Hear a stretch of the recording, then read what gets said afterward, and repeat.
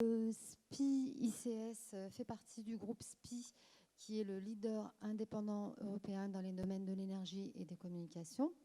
Donc, quand SPI ICS est une entreprise de services numériques qui représente un effectif sur l'ensemble de la France de 3000 collaborateurs, avec 60 agences réparties sur l'ensemble du territoire. La population féminine représente 17% de l'effectif global. Nous avons également une vingtaine de nationalités qui sont présentes au sein de notre structure. Nous avons également différentes filiales, donc SPI ICS en Allemagne, en Belgique, en Pays-Bas et en Suisse. Nous proposons également différentes solutions. Voilà. Différentes solutions, excusez-moi, parce qu'on ne les voit pas toutes. Donc, excusez-moi. Hop, voilà. Donc, différentes solutions, environnement utilisateur, Internet des objets, communication unifiée, l'infrastructure sur IP et la sécurité, et enfin le data center. Donc, voilà tout l'ensemble des solutions que SPI ICS propose.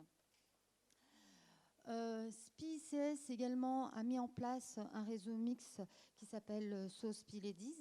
Donc, le réseau mixte SOSPI Ladies qui a pour objectif justement de faire grandir l'égalité professionnelle, voilà, d'augmenter la mixité des équipes en recrutant plus de femmes, de favoriser un meilleur développement de la carrière des femmes et de sensibiliser les femmes et les hommes à la mixité. Du coup, nous avons également créé un programme de mentoring. Donc, dans ce programme, des personnes justement du CODIR accompagnent une vingtaine de femmes tout au long de leur carrière professionnelle, en leur apportant des conseils, en les aidant justement à avoir un peu plus confiance. Voilà. Donc, nous avons différentes fonctions. Voilà, des fonctions d'architecte, de chef de projet, de delivery manager, d'ingénieur d'affaires. Nous avons actuellement différents postes qui sont ouverts, une trentaine de postes, justement qui sont ouverts sur la région Auvergne-Rhône-Alpes et 210 postes sur la région, sur l'ensemble de la France. Et donc voilà, pour postuler, il suffit justement de contacter Jessica Pagard sur l'adresse mail que vous voyez au-dessus, jessica.pagard@spi.com. Vous pourrez redonner ces coordonnées sur votre stand, je suppose. Pardon ? Si jamais les personnes n'ont pas pu noter les coordonnées, oui, vous pourrez les redonner sur le stand. Tout à fait. Vous avez également un site sur lequel vous pouvez voir tous les postes qui sont ouverts, avec un numéro de téléphone, le 0800 732 730. Voilà. Moi, ce que j'ai envie de vous dire, c'est que on a des métiers techniques, mais il faut oser. Voilà, oser et donner du sens à votre projet de reconversion.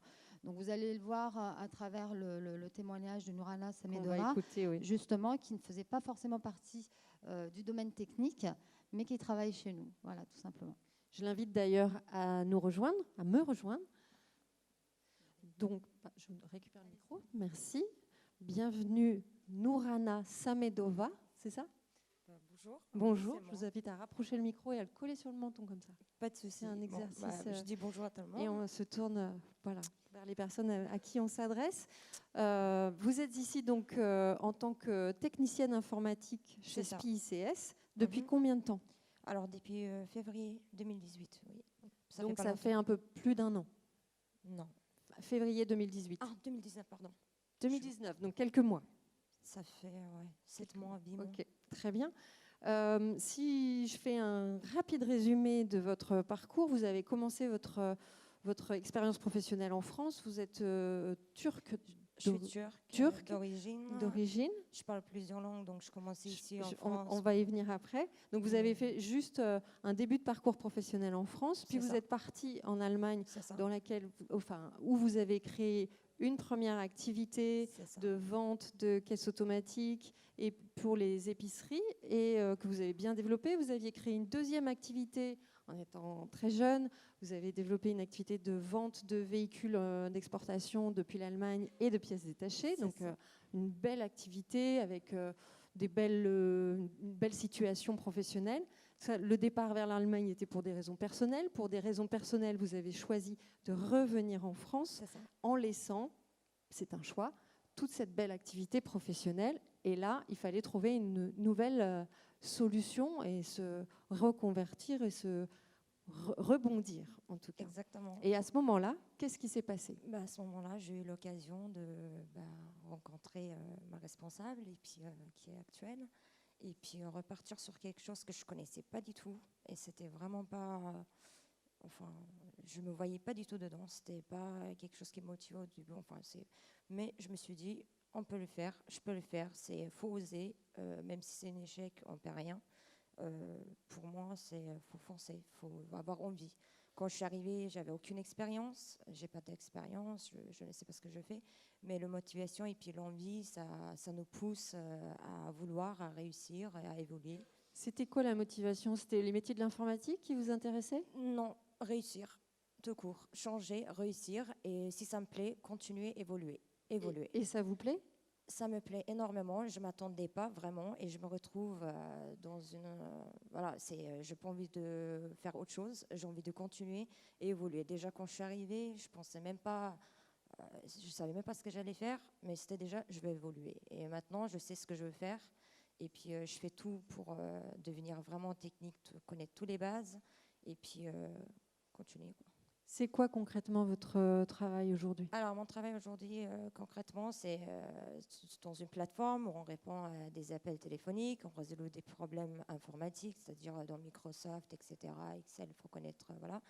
Et puis, mon point fort, c'est que je parle plusieurs langues, donc je réponds à des appels allemands, ça peut être autre chose, alors que je n'ai pas les bases anglais, et l'anglais, c'est la base, mais ça ne veut rien dire.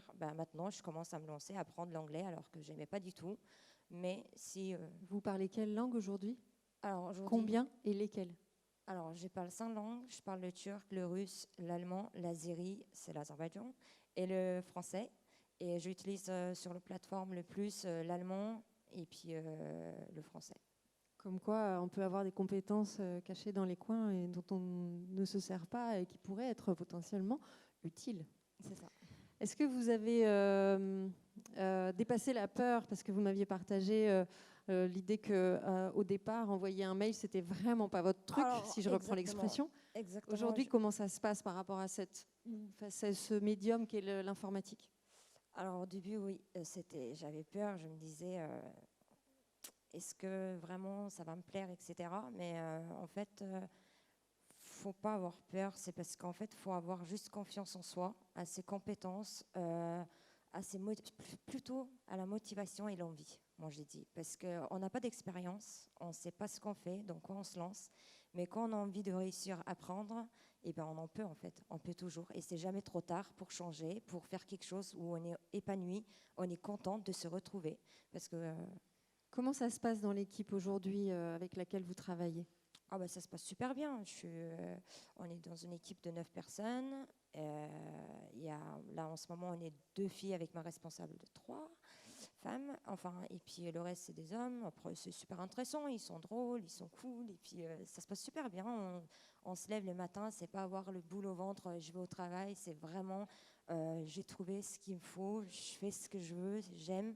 Peut-être c'est pas les mêmes, je ne touche pas le même salaire qu'avant ou autre chose, mais au moins j'ai satisfaction personnelle et je suis heureuse, j'ai le sourire et ça n'a pas de prix.